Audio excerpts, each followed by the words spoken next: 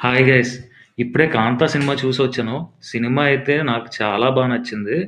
Cinema plot విషయానికొస్తే ఒక hero, ఒక డైరెక్టర్ మధ్య జరిగే ఇగో క్లాషెసే ఈ సినిమా స్టోరీ. ఒక మిస్టరీ కూడా ఉంటది. ఒక మర్డర్‌కి సంబంధించి.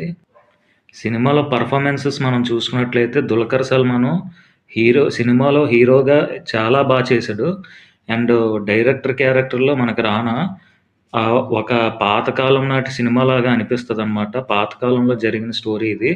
ఒక హీరోకి, ఒక డైరెక్టర్‌కి మధ్య క్లాసు. అలాగే 'సముద్రఖని' అండ్ హీరోయిన్‌గా మనకి 'భాగ్యశ్రీ భోంస్లే' కూడా చాలా బాగా యాక్ట్ చేసింది. ఫస్ట్ హాఫ్ అయితే కొంచెం స్లోగా అనిపించినా, సెకండ్ హాఫ్ అయితే జెట్ స్పీడ్‌లో ఎళ్ళిపోద్దనమాట స్టోరీ.